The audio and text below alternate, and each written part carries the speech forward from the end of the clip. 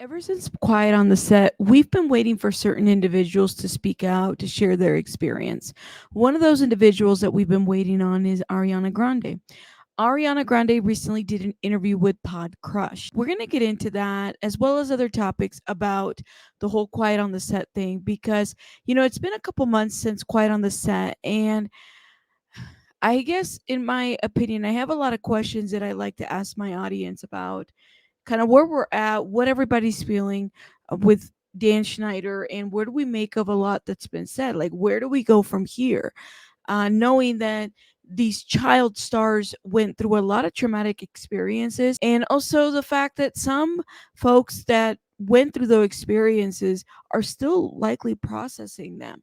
What do we make of them? Let's get into this interview and give some commentary. Of course, credit to Pod Crush, and I will link their information in the 14? description box. I was 14 and yeah, I flew out to audition with Liz Gillies for Victorious, and we were all very excited. And we got cast, and it was the best news we could hear. I mean, we were young performers who just wanted to do this with our lives more than anything. And yeah, and we got to, and that was like so beautiful. I think we had some very special memories, and we feel so privileged to have been able to create those roles and be a part of something that was so special for a lot of young kids. I think we're reprocessing our relationship to it a little bit now, if that makes sense. Yeah, completely. What are your thoughts on child Very interesting. She says we're reprocessing at this point. It's very important to kind of point out. Some of us have speculated. I have speculated that this is probably she doesn't speak out because of an NDA, but it never really occurred to me that she is probably reprocessing a lot of what has happened. If you guys remember, some of the more iconic kind of things that were put out there about Ariana Grande. Number one, just the crazy ass pictures of her and Dan Schneider together, the hugging, all of that, right? And then there was that one scene with the potato and getting water out of the potato, and then she had water put on her. And the more and more you digest a lot of these scenes from Nickelodeon, you start realizing that Nickelodeon wasn't. It was children were the actors, but it was really a program for adults.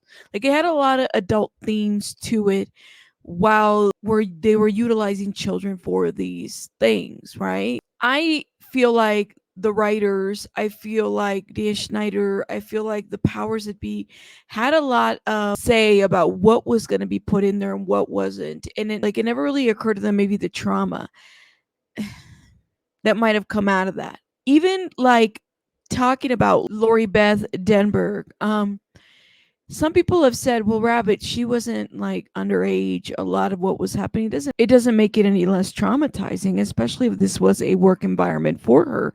You guys would be surprised the amount of comments that I've received specifically on how people feel about Lori's allegations. They feel like, well, what are we looking for? Is this a witch hunt? No, this is really putting into perspective about what these people went through and being able to put that out there so that it doesn't happen to another child.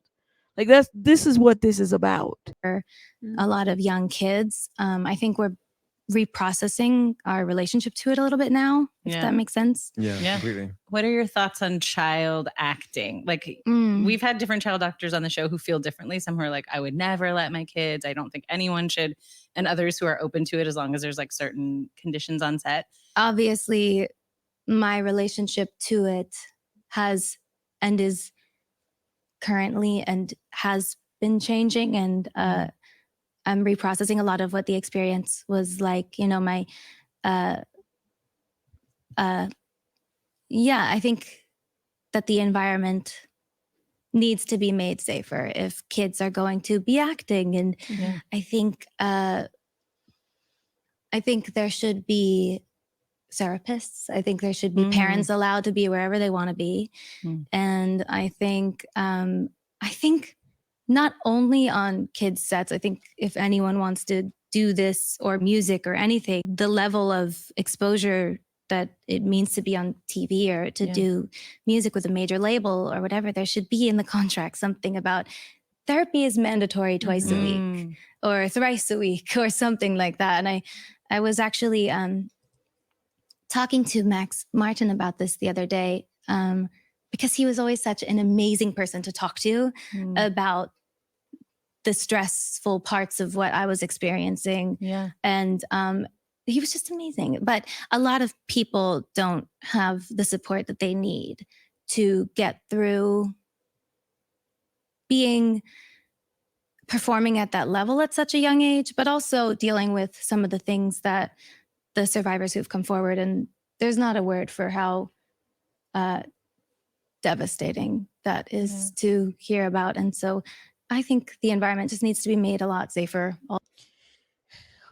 Let me know your thoughts in the comments about this. Do you guys feel like what are some of the components that you feel need to be in place in order to make Hollywood or environments where children are going to be acting more safer? Do you guys think that therapists are the answer? I personally feel like there should be independent branches. And what I mean by that is that these therapists are not necessarily paid by Nickelodeon or Disney or whatever other, like independent of, say, the producers and the writers, independent of these folks, right? So that they are not motivated to make decisions based on what the cast, the producers, the writers, directors, what they want, or the companies want. It needs to be independent of all of that. They are able to make recommendations that is based on the best interests of the child actor, if that makes sense. Like they're able to make these recommendations independent of everybody, and not in the sense of trying to please folks. There does need to be a lot more oversight, but with a lot more oversight comes a lot more restriction, right? But at the end of the day, these are children. And so I'm just kind of trying to figure this out. Is we have these child labor laws, right? Like that's one. And yet with these child labor laws, it's supposed to dictate like how many hours a child is supposed to work, maybe schooling, but what about a child's mental health or well-being? Like when all of this becomes too much, because when they step into this role, it's not just affecting them on a physical and level, affecting them on the mental health level as well. They are exposed to tens and thousands, millions of people out there, right? That watch this show, that follow them on social media, and then the amount of bullying, harassment opens up for them, right? So like I said, there needs to be anything that's out there that's pertaining to safety on a set needs to be independent of all these production companies and that make money off of the creative work of a child, if that makes sense. All around. And like I said, I'm still in real time processing my relationship to it. But the beautiful thing about it was that Liz and I got to fall in love with these characters that we created and learn what it feels like to be so in a character that you can't, separate yourself from it. And there were things like that, but the rest of it is still being worked on. Definitely. I mean, I think it's not just in Hollywood, and it's not just on like certain sets. It's undoubtedly true that anybody who's going to be a really professional, competent, experienced, technically like veteran performer by the time you're in your like 20s, you have to have been doing it for a long time. And I don't think there's anybody who's gotten there who hasn't experienced, all these degrees of what you should and could call exploitation. But as you're going through it, it's not just that one thing. There's a million layers to it. Right. And you can find, and as a person who then depends to some degree, not depends is not the right word, because I'm saying this for myself as well. Like the greatest burden and the greatest gift of my life is being a like high level professional performer. You know what I mean? Like I have some of the most spiritual moments of understanding and insight and mercy and compassion when I'm in the middle of it. As I'm watching some of this is just a thought. The people that didn't have a negative experience with Nickelodeon or Disney specifically, it would be really nice to survey them, right? And figure out, like, and again, they might not want to talk for whatever reason, I get that. But at least get some perspective of like what worked for them. Was there any moments that they felt, like the set was unsafe, or any skits or scripts that they had to do that didn't feel right? Like, what worked for them versus others, right? What was it? And maybe understand, like, was it the fact that their parents were there when they were performing this, or was it the fact that they had a support? Maybe hearing from them, it might be helpful to kind of understand like what worked and what didn't work at that time.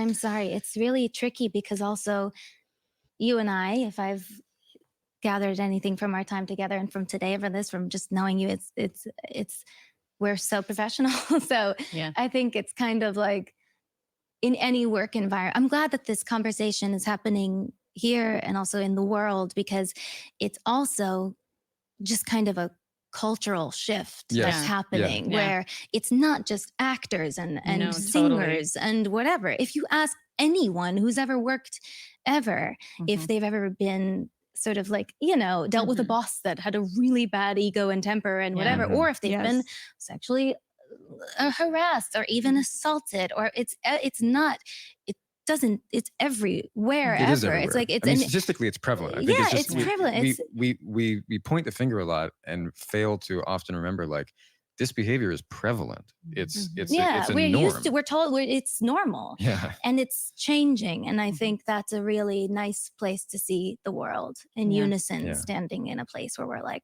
that's changing. Yeah. I'm so glad that this point was brought up. Okay. And this goes back to Lori Beth Denberg and her allegations. Yes, she was 19 when all of this happened to her.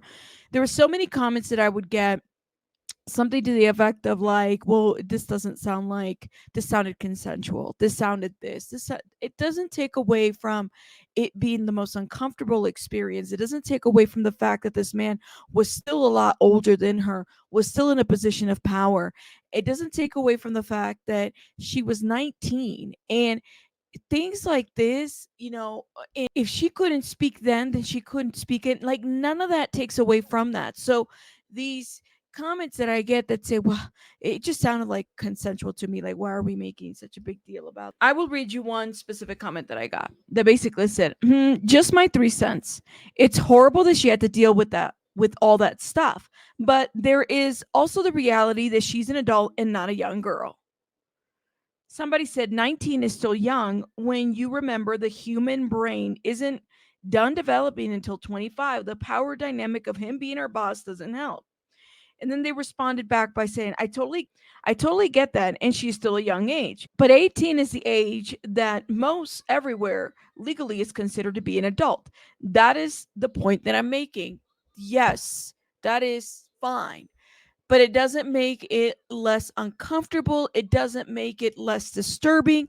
None of that does. This is why I stand with Lori Beth and her allegations, because you guys want to take, there's people that feel like, well, this isn't, it wasn't like she didn't consent to any of this. Whatever it may be, when somebody is targeting you, typically there is no consent. And she might have not been a minor, but she was still 19, y'all. Might have been an adult legally, but mentally, emotionally, I just really wasn't there. I wasn't, making the best decisions of my life. I was doing stupid things. I was getting into stupid things, right? Like that piece right there does concern me, that we can't really seem to differentiate that piece. And it's like, well, you're 19. It is what it is. You could have done so. It sounded like you consented. He was her boss, right? She was put in very interesting positions. That right there should have been enough. The power dynamics was not okay. Let me know your thoughts in the comments. That's unacceptable. So I think yes. Sure. One of my favorite quotes Sophie and Penn will agree with this. I have like a fire and brimstone personality too. Like I'm like, let the Two? punish. What's the other part? Only exclusive. But there's a quote that says, "Children are a trust which no community can neglect with impunity." And I think about that a lot. Like, what does that mean? Like, who's harmed when you neglect children? The children, but also the community, the adults that don't show appropriate behavior towards children. And I feel like what's worse in the film industry maybe, or more amplified, is like a spirit of adult behavior towards children. What I've gathered from interviewing a lot of our guests who started as children is that there's like two phenomena that are common. One is like infantilizing people, treating people who aren't children like children, and then treating children like adults, like expecting adult behavior from them, or acting in ways, or like letting children be exposed to things that like they're not developmentally ready for. No, that's really well upsetting. Put, yeah. And there's also a strange pattern that occurs where it's really taken advantage of how much it means to the young performer to get a laugh from Video Village. You're like, oh shit, like I'm doing something great. Like this is funny. This is good. You know, children at that age motivated to, you know, get somebody laughing, right? Like in this specific situation, motivated to make somebody laugh, motivated to make their parents happy, you know, potentially motivated, you know, these rewards that happen, right? And so to put them in a situation like that, right, to be exposed, does kind of make you wonder like what that means overall for them mentally, right? Part of this also brings me to this other place of like the family vloggers, the mommy bloggers. Should the same rules apply? A YouTube channel where families vlog, we have a lot of those here, right? Is there a way to check in to figure out, like, are they doing okay? Is this something that they want to do? They're being exposed. Are they having fun? What is going on there? It kind of takes me to that place of like, is this really equally being considered for production sets to vloggers and YouTube channels? But you do have to kind of wonder what rules apply for the family vloggers, because they are financially profiting off of their family, their story, everything, and exposing their children to be watched by the whole world, and people subscribe to that, right? Yeah. So it's interesting because I think that was, speaking specifically about our show, I think that was something that we were convinced was like the cool thing about us, is that like we pushed the envelope with our humor, and the innuendos were like, we were told and convinced as well that it was like the cool differentiation. And I don't know, I think it just all happened so quickly. And now looking back on some of the clips, I'm like, that's damn, like really? And shit, like if my daughter, you know, sorry to, you know, I just, you think about it, it's like if I had a daughter, it's like, and the craziest part of that is like how many people have to approve it. Like when you start working in so television, many adults, how many adults? so many 45 adults at least. So many adults approved that. So it's like there's no spirit of responsibility towards children. This brings me back to my point. Nickelodeon was never meant to be, it was using children to make adult themes out of a show. That's my point at all. I mean, honestly, that's what it was. Go review some of this old stuff. And it's so crazy to me because somebody on Reddit posted something very interesting a couple months ago, how Nickelodeon is really the version of like Adult Swim, only like trying to make it more, I don't know, cater to the children, right? But it's really like, it was another version of Adult Swim. Somebody blogged this, that the classic Nickelodeon cartoons there was classic Nickelodeon cartoons with hidden adult themes. Nickelodeon from the 90s were built differently than the cartoons of today. We're here to talk about the adult humor in some of our favorite classic Nickelodeon cartoons. Though we're not quite sure whether censors were simply unaware of the adult humor laced throughout the program, or if it simply gave the writers a pass on some of the more PG-13 rated humor. It's safe to say that each show on its list can easily be enjoyed by adults while watching alongside their children. And that's what I feel like a lot of these child shows were like. They were easily for adults to enjoy it while watching it with their kids. Does that make sense? Because I feel like that there's a comparison to, there's something to be said there. Like you could definitely see the adult could definitely get the joke. You know what I'm saying? And then it further reads, unfortunately for these Nick cartoons, a lot of the humor is laced with double here. So children watching could get a laugh from the more slapstick element of a show, while adults could also get a good belly laugh from the deeper meaning that would more often than not be way over the child's head or the children's head. For the elder millennials out there, these shows age horrifically and can be enjoyed in a whole new light as an adult if you grew up watching these shows in the early 1990s and early 2000s. But that is a situation with the Nicktoons, right? That if we now get the adult humor, we didn't get it before, something to consider. And it's no different than it is with these Nickelodeon shows now, right? The only difference I think is you have people, that these child actors that are speaking out, that spoke out on this quiet on the set, and they're making their voices known about this, and shout out to them. Whether you feel like they're a victim or not, that's completely up to your opinion. Yeah. Children, Right. there's a spirit of like a bottom line, a There financial is a bottom line. There's Yeah. a bottom line. And then the things that weren't approved for the network were snuck onto like our website or whatever it was. And that is another discovery. But Wow. going into it, I guess I'm upset. Yeah. But I'm towards the end, my mom was allowed to come to set when I was like, a little. She wasn't allowed to come to set? When we were younger, they were allowed to come to run through sometimes, or like things like that, like occasionally, I think. But yeah, towards the end, she was there like a little more. And we've been talking a lot about this recently, and she's been like sort of. My mom and I have too, by the way. Yeah. Well, because it's like. It's awakening. Yeah, you have to start to process like, okay, so. Why? Wait a minute. So there were moments they couldn't come to set. A parent shouldn't be denied access to a set where their child is working at all. I don't understand that piece.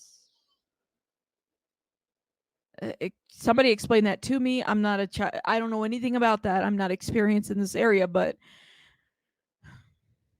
unless they're having a medical procedure done, a surgery, why would you be without your child on the set? Help me understand this. Now, knowing what we all know, neither would I want my children to be in an environment like that, nor does my mother, in retrospect, think that I should have been in an environment like that. So, then how do we kind of reconcile around that as for the sake of our relationship? Yeah. And how do you also put it to use? How do we put it to use? How do we, how is there an end to things like this? I was actually talking about this with Max, who I said earlier, because I think that in my contract as a Republic Records artist, I want to see them add moving forward. I need to call Monty Libin about this. Monty, I have an idea. No, but I think it should be provided that if you're going to be doing this on this scale and your life is going to turn into something that it is, if you do it, if it goes well, and if you get to do it and you get to be on the stage at the Grammys, and your dreams are coming true, there should be an element that is mandatory of therapy, of a professional person to unpack what this experience of your life changing so drastically does to you at a young age, at any age. It's just really gets you for a second. Ariana, I will say that I hear what Ariana's saying. I think the only part is that therapy, I don't know if I would make therapy required, but I would definitely make it so that it is what's the word, like it's available, right? That it's inviting. Some kids, depending on what age they're at and everything, I mean, it takes a minute for them to kind of soak in everything that's going on. I'm just thinking of myself at a young age where, anything that was required or mandatory, I did the opposite of. Like, no, especially therapy, especially talk therapy. Get the hell out of here. I just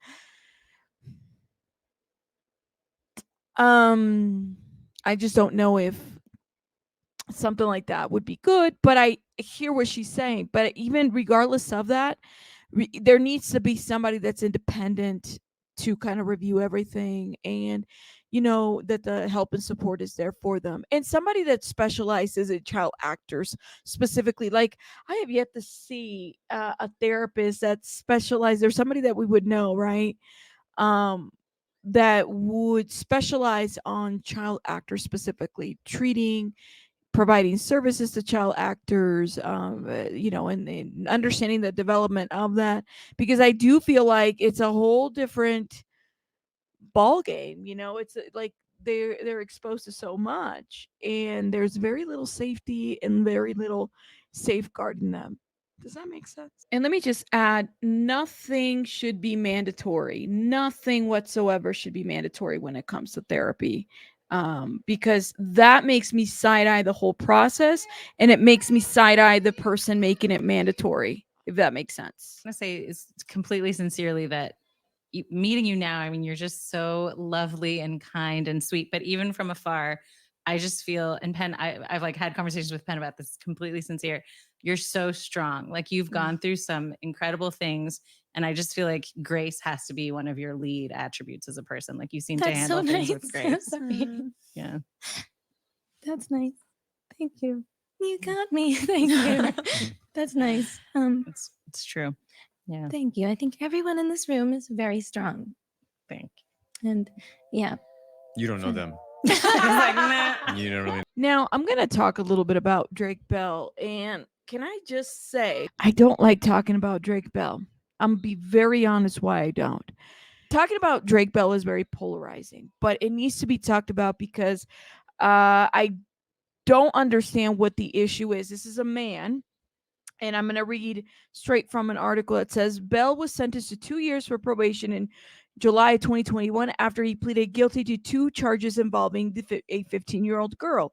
After investigating, Cleveland police determined that the teen had established a relationship with Bell several years prior and attended his concert. Quiet on the Set came out. Things got a little bit interesting. There was this shift of the narrative. People are questioning the victim. People are questioning his charges from like 2021 or something like that. And I'm a little concerned about that, because although Drake is a victim of Brian Peck, a victim can also become a perpetrator, and we can't change that narrative. Matter of fact, we shouldn't change that narrative. It is not up to me to go out there and try to discredit this person who, has said what she said. But you'll find it interesting. I mean, the number of comments that I get to tell me, well, you don't understand. He explained these charges. You don't get it. Okay. All right. You going to try to convince me otherwise? You going to tell my mom about it? Like, I don't understand this back and forth. But I'm going to go ahead and read this article from Rolling Stones. Drake Bell explains why he pleaded guilty to felony child endangerment. Now, this is his explanation of it. There have been videos out there that have tried to discredit the victim, okay? But for me, that's not what this is about. He pled to what this was, and he was convicted of this. And if you understand stats, okay, victims can become perpetrators, and perpetrators were victims at one point. Does that make sense? Like, if you actually look into some of the studies that have been put out there that show this. So to me, Drake Bell, unfortunately, he went through what he went through. I get that. But perpetrating is not okay either. And this is why you got to check yourself and do what you have to do. Take up those victim services that are out there for you. Very important, you guys. This is what Drake Bell has said. I responded on some DMs and was incredibly irresponsible and got myself into a conversation that shouldn't have had. He said on Not Skinny But Not Fat podcast, I ended up finding out that I was talking to someone that I shouldn't have been talking to, and it snowballed into these allegations that were not true, and it just turned into this big thing. I think that is, I don't know about that response. That takes away from the actual chart. Like, it takes away from that. And then it says here, a girl had accused Bell of meeting her online and further accused him of sexual contact with her when she was 15 at one of his concerts, according to a 2021 Associated Press article. She had said, I was definitely one of his biggest fans. The accuser, who remained anonymous, said at Bell's sentencing. During the sentencing, she alleged that she felt like he had groomed her and she felt trapped because I would have done anything for him. She called him a pedophile and a coward during the sentencing. So Drake Bell had pleaded guilty to child endangerment and a misdemeanor charge of disseminating matter harmful to juveniles. He was sentenced to 2 years of probation and 200 hours of community services, according to the Associated Press. So then he says that I was being accused, I was being investigated, and that was really difficult on my family. And thankfully, through 18 months of subpoenaing my socials and phones and computer and witnesses and everything, it turned out that most of what I was being accused of me wasn't true.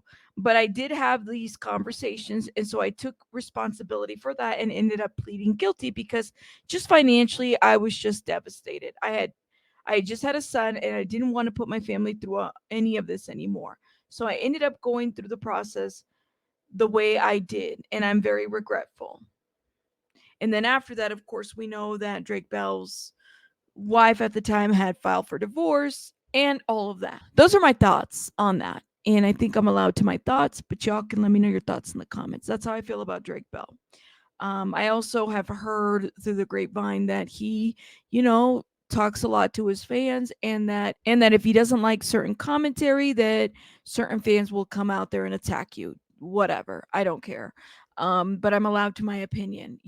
I think that it's important to put that out there, that yes, he was a victim, but can be considered a perpetrator as well. So we will see what happens. And Dan Schneider is on the defense right now, filing lawsuits, doing what he has to do to quote unquote clear his name. But I'm not really sure what you're clearing your name about, because I don't feel like the documentary necessarily called you any type of SA or of a child or anything like that. But they did call you out on how inappropriate you were on the set, how inappropriate he's been throughout the whole Nickelodeon, and just the cover up that these Nickelodeon executives and powers that be allow to happen. That this happened under their watch, and seemingly it seems like they've been able to walk away and get other positions, be presidents of other things, and do different things and look away, and it's no biggie, right? And then here we are trying to put the pieces together of some of these stories that have been put out there. That's just my thought on that. Y'all, let me know your thoughts in the comments. Again, this is just commentary, and we will see what happens next. Rabbits out. Bye, guys.